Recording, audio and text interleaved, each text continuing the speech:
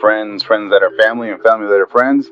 This is Eddie with the TBD Network, also the TBD Podcast Network. The TBD Network is a thinkers podcast covering subjects and ideas that can advance the mental fortitude and critical thinking in an effort to further humanity through casual conversation. But right now, you are listening to the Jimmy James Show, A to Z. Have a good one. Oh, thank you. This is the Jimmy James Show, A to Z. Come find out what is wrong with me.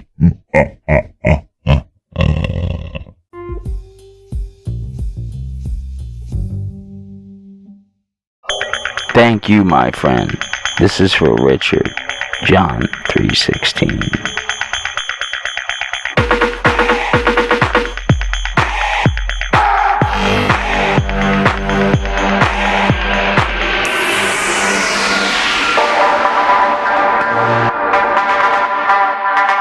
And yes, it's 3 minutes and 16. This beat is called John 3:16. Seconds. 3 seconds. John 3:16. John 3:16. John 3:16.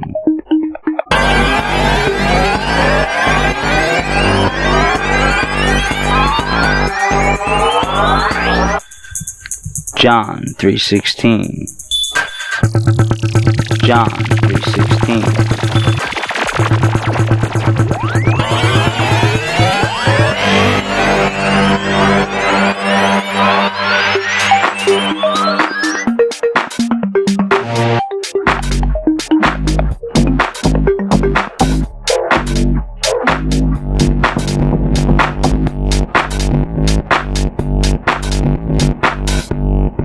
Somebody who's a good man.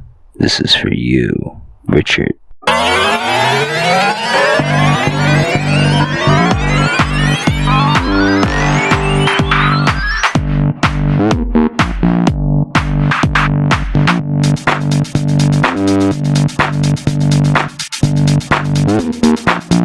We're gonna make this 3 minutes and 16 seconds count. Let's go.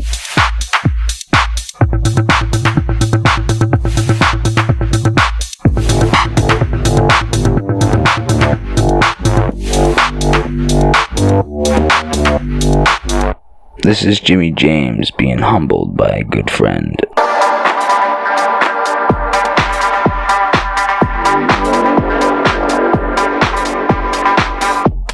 Vertical momentum. Vertical momentum. Vertical momentum. Vertical momentum. Vertical momentum. Go catch John Kaufman live talking about his life and all his struggles. But right now, sit back and enjoy the rest of this. Vertical.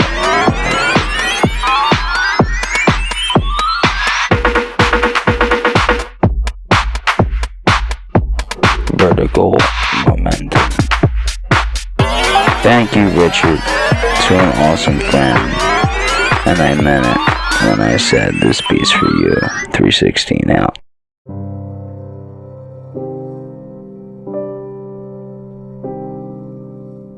History: Ancient Greece. Leonidas versus Xerxes, a god in his time of Persia. Leonidas at Thermopylae, 1814. Leonidas, DC 480 BC, king of Sparta from 491 BC. Held pass at Thermopylae for 3 days with 300 Spartans and 700 Thespians against the Persian army. Leonidas and his followers all died. Xerxes and the Persian invasion. Battle of Thermopylae. After the battle, Leonidas, c. 530 to 480 BC, was a king of the city-state of Sparta from about 490 BC until his death at the Battle of Thermopylae against the Persian army in 480 BC. Although Leonidas lost the battle, his death at Thermopylae was seen as a heroic sacrifice because he sent most of his army away when he realized that the Persians had outmaneuvered him. 300 of his fellow Spartans stayed with him to fight and die. Almost everything that is known about Leonidas comes from the work of the Greek historian Herodotus, c. 484, c. 425 BC. Training as a hoplite. Leonidas was the son of the Spartan king Anaxandrides, died c. 520 BC. He became king when his older half-brother Cleomenes I, also a son of Anaxandrides, died under violent, and slightly mysterious, circumstances in 490 BC without having produced a male heir. Did you know? The Thermopylae Pass was also the site of two other ancient battles. In 279 BC, Gallic forces broke through Greek forces there by using the same alternate route that the Persians did in 480 BC.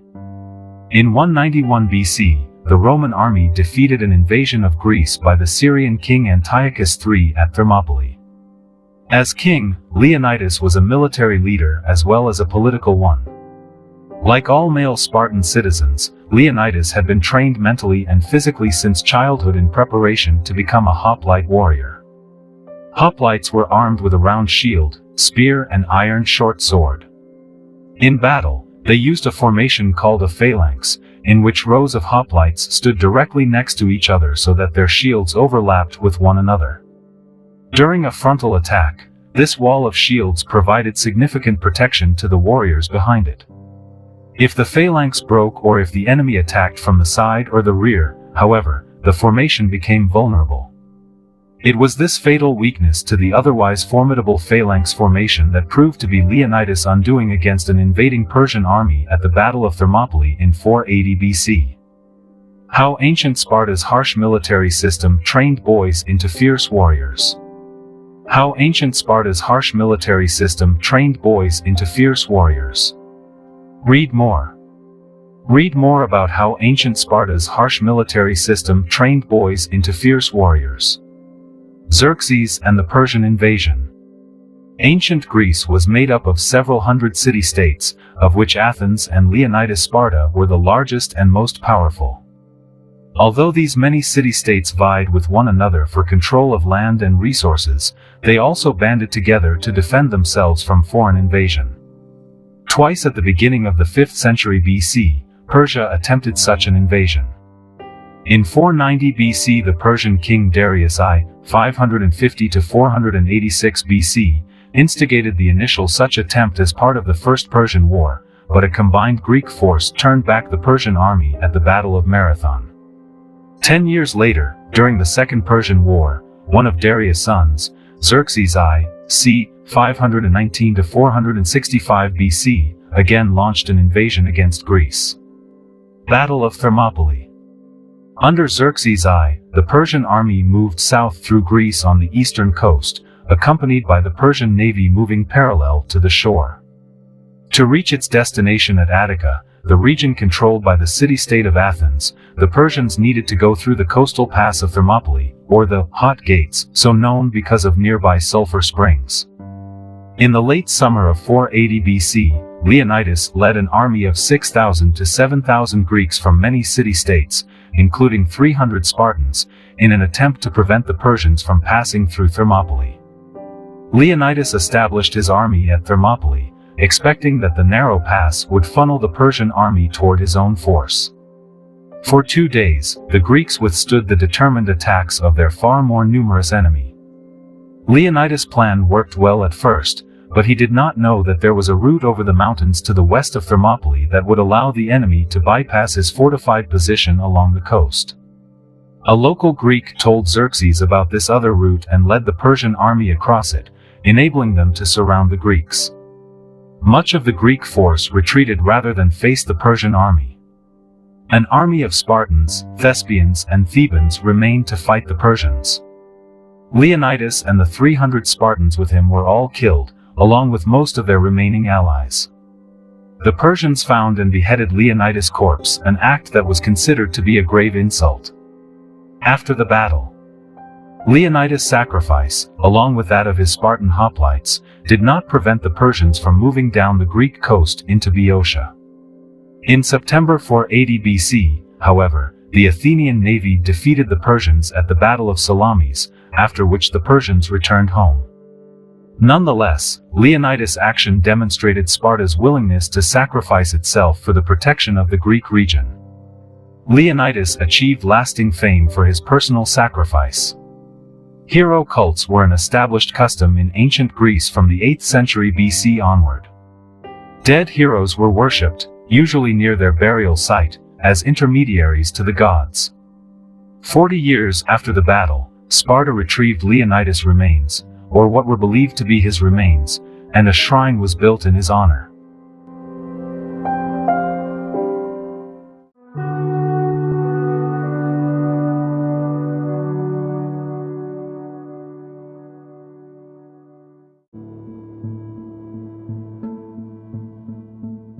Did you ever wonder about Achilles? As orthopedic surgeons, we frequently evoke his name while examining the foot and ankle. Most of us think he was a mythologic Greek hero. The truth is that there may well have been a real Thessalian warrior, later mythologized by his semi-literate people. The story goes that his mother, Thetis, made him invulnerable by dipping him in the river Styx while he was still an infant. The problem was that she held him by the heels, which were not wetted. This remained a vulnerable part of his anatomy. Achilles became a great warrior and slew Hector of Troy in battle. Hector's father, Priam, was suffered to remove the body for cremation. All of Troy mourned the death. In his final battle, at the very gates of Troy, Paris, guided by the god Apollo, launched the arrow that fatally struck Achilles in his vulnerable heel. Achilles was cremated and his ashes buried in the same urn as those of his friend Patroclus. This was well, because it was said that Achilles and Patroclus shared the love that dares not speak its name. Is all of this just mythology? Could there be at least some minimal correspondence with actual story? Biblical archaeologists and historians have talked about the epic theory of history. The story of Gilgamesh preceded our own Judeo-Christian themes and bears some striking similarities. Heinrich Schliemann excavated the mound at Hissarlik in the Dardanelles in 1873, finding convincing evidence that this was indeed the site of ancient Troy. Schliemann also excavated a tumulus or mound that was said to contain the remains of Achilles. Finding no bones, he concluded this was really a cenotaph or memorial, rather than an actual burial place. This all still evokes interest and speculation. In all, it is easy to understand why due consideration of the subject should be of paramount importance to the practicing orthopedic surgeon. God forbid that any one of us should be in the position of recommending surgery on the heel cord for a professor of the classics or the like. The purpose of our paper is to start your ruminations on a topic you might be called upon to discuss. Suppose that Achilles, or a reasonable prototype, really did exist. How could an arrow shot to the heel kill anyone, mortal or immortal? On the face of it, some imagination is required. Revert then to your days in physical diagnosis class and run through the categories. Infectious: the tip of the arrow could have been smeared with Clostridium perfringens, Yersinia pestis, or the like. Biological warfare was known to have been practiced in the Middle Ages. Do you remember stories of pestilence victims being hurled over city walls by catapults or trebuchets? Did Hippocrates, for whom we have accounts of chronic shoulder dislocations being cured with a red-hot iron poker inserted into the shoulder, attempt to repair Achilles' tendon? A post-operative wound infection with subsequent gangrene and osteomyelitis may have caused Achilles' demise. Lister, for all his contributions to asepsis, had not been born yet. Did atelectasis set in while he was bedridden? As far as I know, the incentive spirometer had not been invented yet. Nor had antibiotics, for the ensuing pneumonia, for that matter. And what of his last tetanus shot? Toxic: South American natives routinely hunt with darts dipped in curare. How about botulism toxin? Bulfinch does, without attribution or further details, state that when Paris shot Achilles in the heel, it was with a poisoned arrow. Recall now Philoctetes, son of Pois. He was bitten on the foot by a poisonous water snake. The wound putrefied, and it was said that the anaerobic odor could be smelled miles away. Here, however, the king of Ithaca, Odysseus Ulysses, rescued him, and he was eventually cured. The tip of the arrow may have been made with metal. Was this metal lead? Metabolic was Achilles, suffering from hyperthyroidism. In the days before Gull in the 1800s, nothing was known about the thyroid. Maybe the pain caused a thyroid storm. Congenital. The posterior tibial artery lies in close proximity to the Achilles tendon. Although nothing suggests it, maybe Achilles suffered from hemophilia and bled to death. Immunologic. The arrow was made with a multitude of materials. Achilles may have been allergic to any one of them and succumbed to deadly anaphylaxis. Traumatic. A pulmonary embolus in the post-injury time frame could be postulated. There are precedents for trauma to explain historical events of mythology. Oedipus, as a baby, was tied by the feet and left hanging from a tree till rescued by a peasant. Thereafter he was called Oedipus, or swollen foot. He obviously survived, but went on to kill his father, bed his mother, and tear his eyes out in remorse. Again, the ancients seemed challenged with regard to feet. Let's not forget about compartment syndrome. Psychiatric. Maybe Achilles, having proven himself such a great warrior, all of a sudden finding himself maimed, suffered a severe bout of depression and could only find peace by ending his own life. Evolutionary. Was this a case of Darwinism? Having been injured, unable to move, and hence an unfit organism, he may just as well have been slain on the battlefield.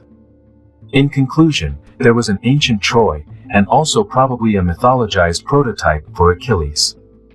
Think about it. The next time you want to get one up on a fellow orthopedic surgeon, just casually start a conversation about poor Achilles. It is also an excellent topic to harass innocent orthopedic residents with, as one of us CL has already learned.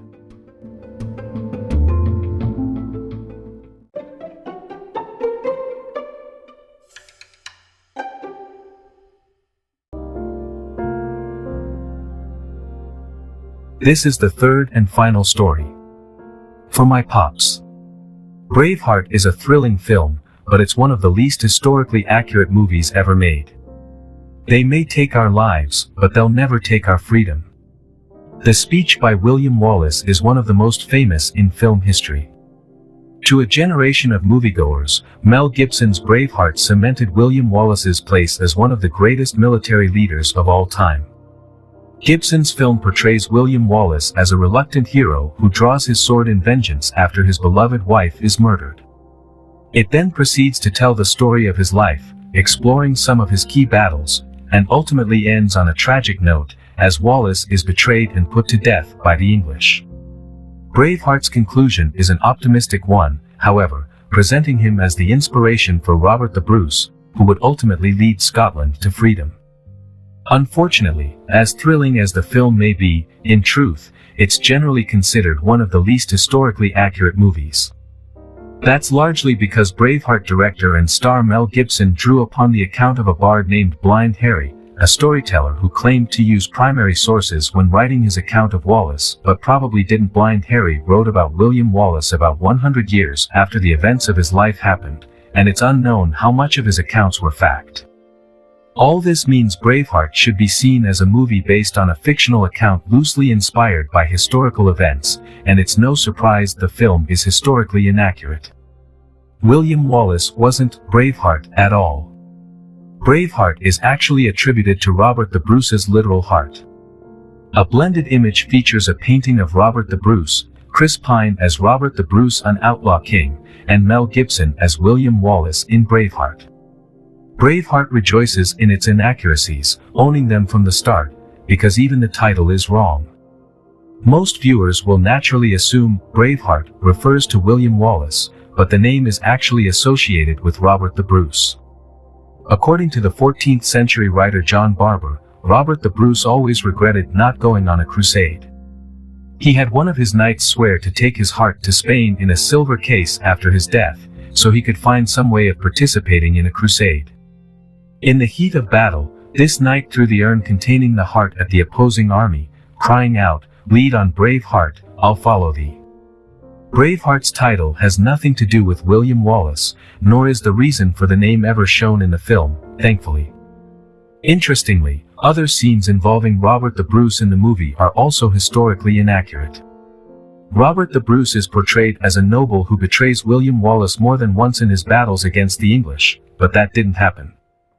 That's largely because Robert the Bruce initially wasn't involved in the Scottish rebellion against the English at all. The Bruce clan had a legitimate claim to the Scottish throne, but the country itself was in so much turmoil that they didn't push for the claim but bided their time until there was enough Scottish support for rebellion. That's why Robert the Bruce is said to have been inspired by Wallace, taking up the cause after Wallace's death. William Wallace's backstory in Braveheart is completely fictional. William Wallace did not grow up as the child of farmers. Mel Gibson as William Wallace in Braveheart. Mel Gibson plays the role of William Wallace well, opening with an account of Wallace's formative years designed to make him sympathetic.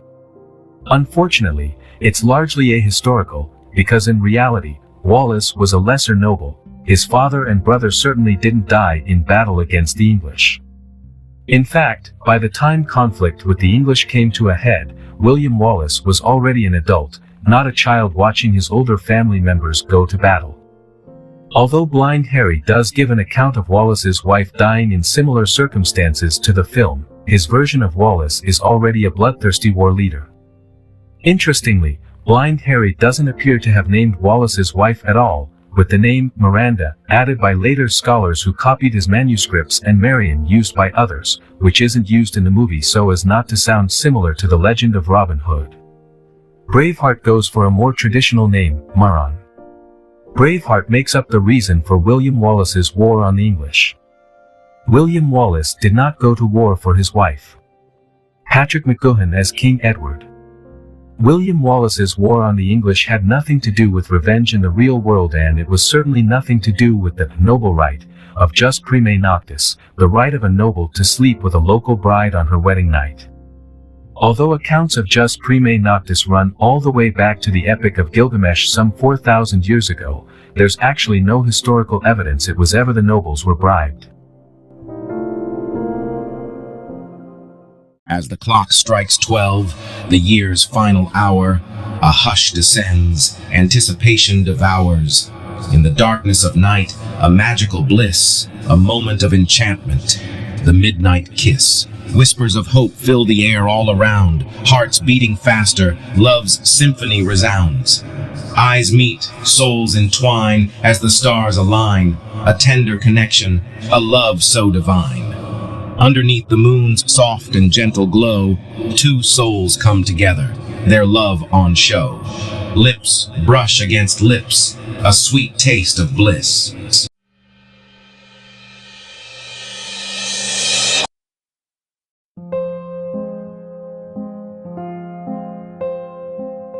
Alright. This is Matthew McConaughey saying, check out Jimmy James while I drive away my Lincoln. Yeah. Hey, what's up, guys? This is Jimmy James, and I'm here to tell you one more freaking time. Fuck it. Let me do that again. This is Jimmy James telling you one more fucking time. You must now, according to Spotify, can you please go to Spotify and follow me? Because that's the only way I can even get a red cent. Please follow me. I'm begging you, follow me. I got no food on the table. Follow me. They won't pay me anymore. They said I need a certain amount of followers on Spotify. Please go follow me. I'll do anything. Anything you say, I'll do it. But, alright, I'm just getting a little carried away. If you can, yes, if you can, please follow me on Spotify. I'll put the link in there.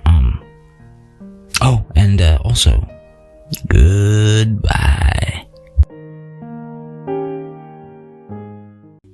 Bye. my world. Okay, Jim, I'll see you around. Where you going? Oh, no! Oh, that's not what I thought he meant by that at all! Goodbye, everybody.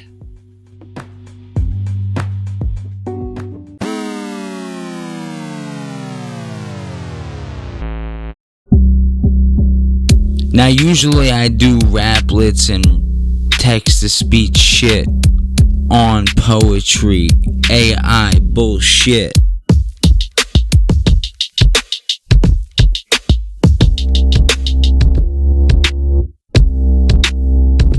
But fuck it, this is a new beatdown. Now listen.